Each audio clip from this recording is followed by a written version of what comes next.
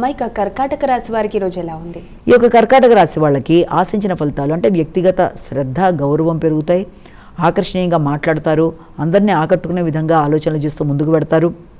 అయితే దాంతోపాటుగా నెట్వర్క్ పెంపొందించుకుంటారు. దూర ప్రదేశాల్లో ఉండే వ్యక్తులతో మీకు మంచి కాంటాక్ట్ అనేది ఏర్పడడం, వారితో కలిపి కొన్ని ఆలోచనలు చేయడం, విదేశీ అవకాశాల కోసం చేసే ప్రయత్నాలు అనుకూలంగా ఉండడం, అలాగే విద్యాపరమైన విషయాల్లో విద్యార్థులకు ఉన్నత విద్య కొరకు దూర ప్రదేశాల్లో అవకాశాలు రావడం, అలాగే ఆధ్యాత్మిక ఆలోచనలతో ఆధ్యాత్మిక ప్రయాణాలు చేసే వాళ్ళకు కూడా అనుకూలమైన సమయంగా కూడా దీన్ని మనం భావించవచ్చు. సింహరాశి.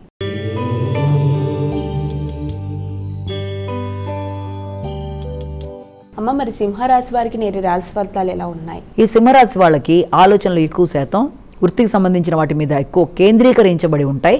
వృత్తికి సంబంధించిన ప్రయాణాలకు అవకాశం అనేది అధికంగా ఉంటుంది.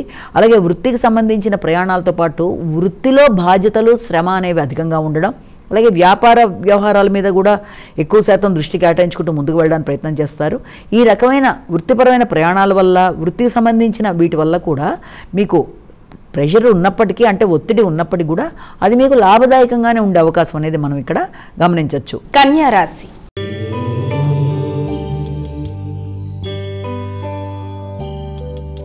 అమ్మాయిక కన్యా రాశి వారికి నేటి రాశి ఫలితాలు ఏ విధంగా ఉన్నాయి? ఈ కన్యా రాశి వాళ్ళ విషయంలో దూర ప్రదేశాల్లో విద్య కొరకు ప్రయత్నం చేసే వాళ్ళకి, అంటే ఉన్నత విద్య కొరకు ప్రయత్నం చేసే వాళ్ళకి చాలా ఉన్నతమైన సమయంగా దీన్ని మనం భావించవచ్చు. దానికి సంబంధించిన న్యూస్లు అందుకోవడం, అంటే విదేశీ అవకాశాలు, ఆర్థిక సంబంధించిన విషయాలు చాలా వరకు అనుకూలంగా ఉండడం, విదేశీ విద్య కొరకు ప్రయత్నం చేసేవారికి విద్యాపరమైన విషయాల్లో అనుకూలతలు, దూర ప్రదేశాలకు ప్రయాణాలు చేయడానికి అవకాశాల కొరకు చేసే విషయాలు కూడా చాలా వరకు అనుకూలంగా ఉంటాయి.